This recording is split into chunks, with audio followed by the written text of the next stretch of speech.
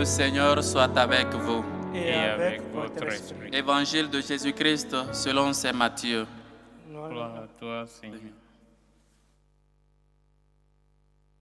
En ce temps-là, Jésus s'adressa aux foules et à ses disciples, et il déclara: Les scribes et les pharisiens enseignent dans la chair de Moïse. Donc, tout ce qu'ils peuvent vous dire, faites-le et observez-le. Mais n'agissez pas d'après leurs actes, car ils disent et ne font pas. Ils attachent de passants fardeaux difficiles à porter et ils en chargent les épaules des gens. Mais eux-mêmes ne veulent pas les remuer du doigt. Toutes leurs actions, ils les font pour être remarqués des gens. Ils élargissent leurs filatraires et rallongent leurs franges. Ils aiment les places d'honneur dans les dîners, les sièges d'honneur dans les synagogues et les salutations sur les places publiques. Ils aiment recevoir des gens le titre de rabbi. Pour vous, ne vous faites pas donner le titre de rabbi, car vous n'avez qu'un seul maître pour vous enseigner, et vous êtes tous frères. Ne donnez à personne sur terre le nom de Père, car vous n'avez qu'un seul Père, celui qui est aux cieux. Ne vous faites pas non plus donner le titre de Maître, car vous n'avez qu'un seul Maître, le Christ. Le plus grand parmi vous sera votre serviteur. Qui se lèvera sera abaissé, qui s'abaissera sera élevé.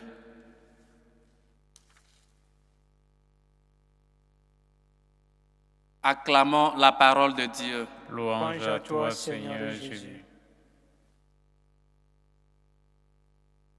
C'est peut-être un des évangiles que d'autres personnes considèrent pour ne pas dire Père au prêtre et ne pas appeler Maître, parce qu'ils disent que Jésus a dit que vous ne devez appeler personne sur cette terre Père. Et donc pourquoi les catholiques appellent leur prêtre, soit leur pasteur, comme ça, comme Père. Et donc, chers amis, on a peut-être une intelligence limitée, on a peut-être ce manque de compréhension sur ce que le Seigneur dit. Rappelez-vous que le Seigneur a dit aux Israélites: vos pères ont mangé manna dans le désert et ils sont morts. Le pain que je vous donne, celui qui mange de ce pain vivra pour toujours. Vos pères ont mangé. Et il dit encore: comme vos pères l'ont fait, n'ayez pas le cœur endurci, les oreilles endurcies comme vos pères. Et comme je les parlais, ils ne m'écoutaient pas. Il parle toujours de vos pères. Et aussi, dans la parabole de l'enfant prodige, il parle aussi du père, qu'il est parti de la maison paternelle et que son père l'attendait, ou son père lui a vu de loin et il s'est levé à sa rencontre. Il parle toujours de père.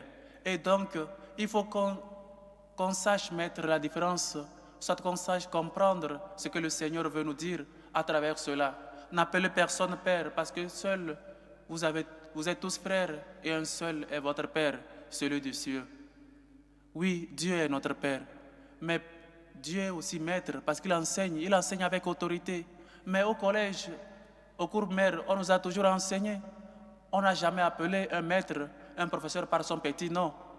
On les appelle toujours maîtres, professeurs. Et donc, il faut faire cette différence-là à ce que le Seigneur veut nous dire et ce que nous entendons, nous. Parce qu'on a cette manière d'entendre les choses superficielles. On n'a pas peut-être cette compréhension profonde de ce que le Seigneur veut nous dire. Pourquoi je ne vais pas appeler un prêtre Père? Parce que le Seigneur a dit de ne pas appeler de personne Père. Mais il faut qu'on comprenne aussi le sens de la paternité spirituelle des prêtres. Et donc, il y a aussi Saint Paul qui dit, 1 Corinthiens chapitre 4, versets 14 au 15, si je me rappelle bien. Il a dit, vous avez beaucoup de maîtres, vous avez beaucoup de pères, mais moi je suis votre père, parce que je vous ai engendré pour le Christ. Je vous ai engendré pour le Christ, et donc je suis votre père. Voyez déjà, même c'est biblique, le sens Père. Alors pourquoi donc Jésus ne veut pas, soit Jésus dit de ne pas appeler personne Père, seulement le Père des cieux. Il faut qu'on sache vraiment à qui suivre. J'appelle et peut-être que je vais dire quelque chose. J'espère que je ne serai pas mal interprété. Je connais beaucoup de prêtres et je n'ai confiance en aucun prêtre. Parce que ma confiance, je l'ai mise dans le Seigneur.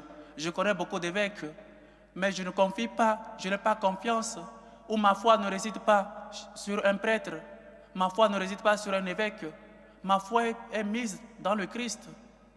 C'est bien, je l'appelle Père, je l'appelle mon Seigneur, mais ma foi, je ne crois pas en lui, je crois au Fils unique de Dieu, je crois au Saint-Esprit, je crois à Dieu le Père.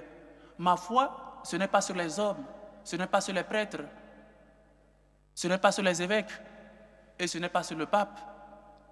C'est sur le Seigneur. Ma confiance, c'est sur le Seigneur. Ma foi, c'est dans le Seigneur. Et donc, c'est à cela le Seigneur peut-être nous appelle. C'est bien, il faut appeler les gens Père, mais il faut savoir que ces gens-là nous amènent vers Dieu le Père, qui est le vrai Père. Notre confiance ne doit pas être posée sur les prêtres ou sur les évêques. Notre confiance doit toujours être dans le Seigneur. C'est là notre confiance, c'est lui seulement notre Père. Et qu'est-ce qu'un père veut de ses enfants?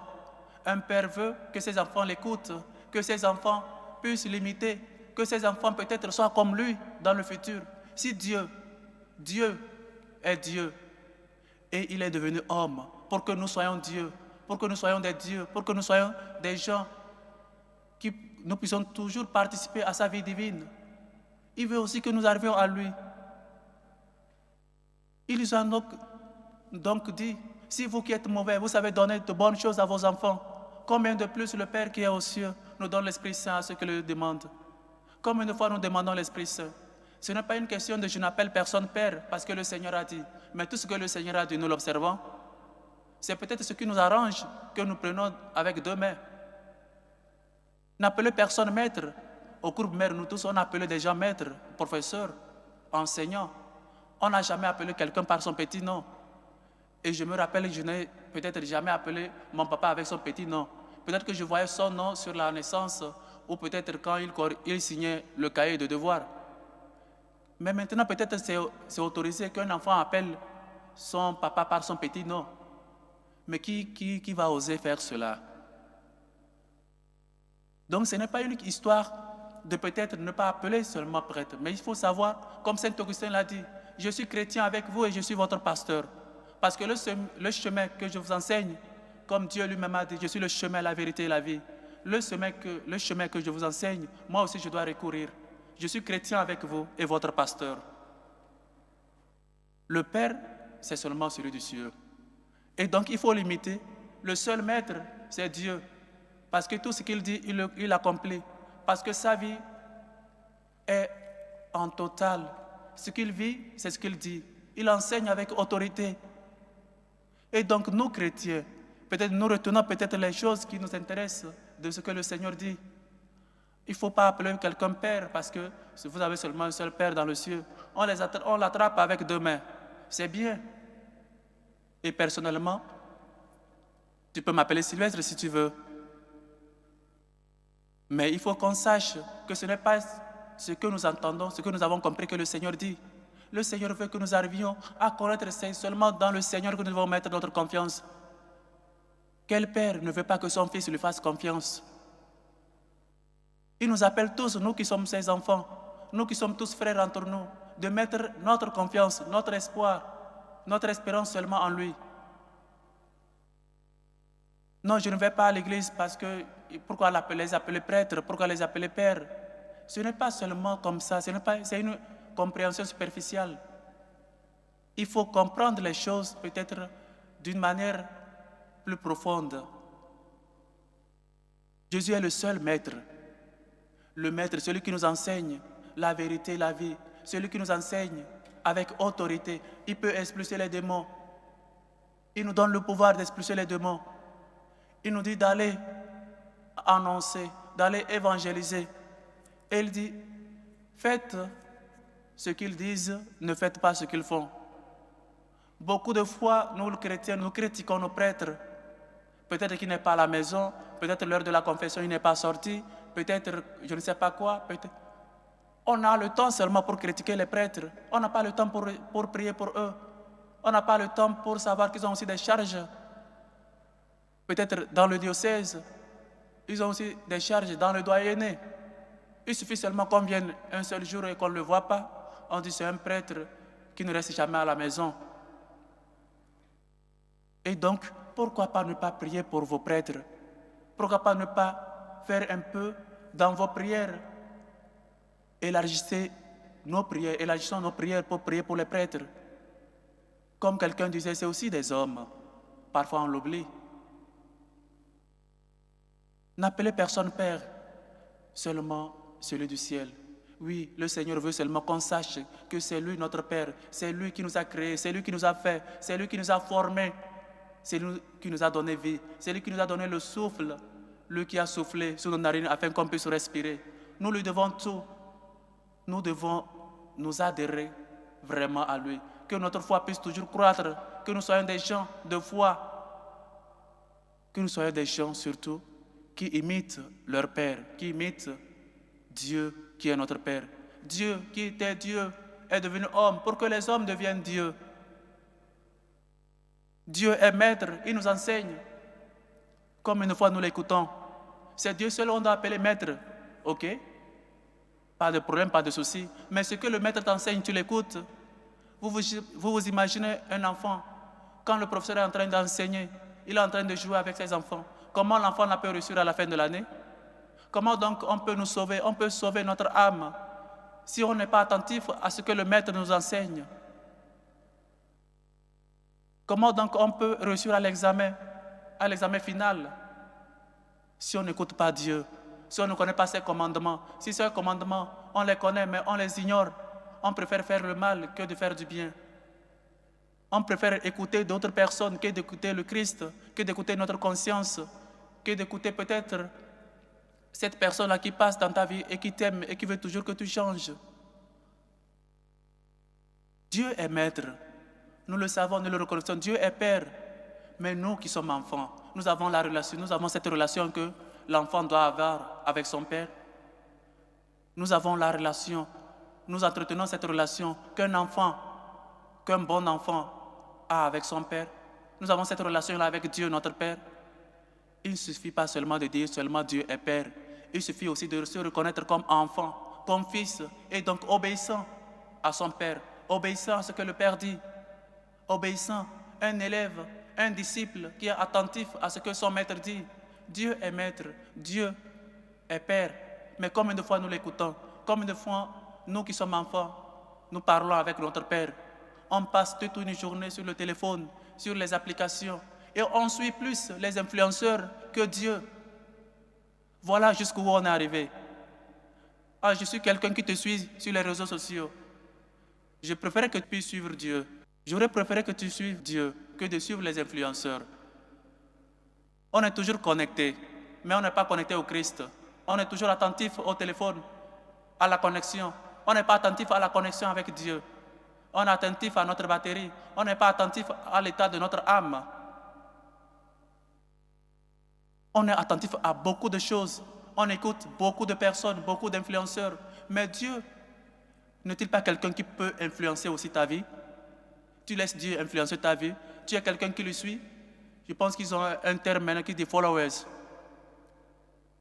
Tu suis Dieu ou seulement tu te contentes de suivre les hommes? Dieu est ton Père, tu le suis.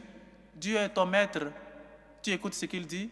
Ou tu écoutes les gens, les followers, les influenceurs, pas mal de personnes qui influencent ta vie, négativement comme positivement, je ne sais pas. Et tu laisses Dieu.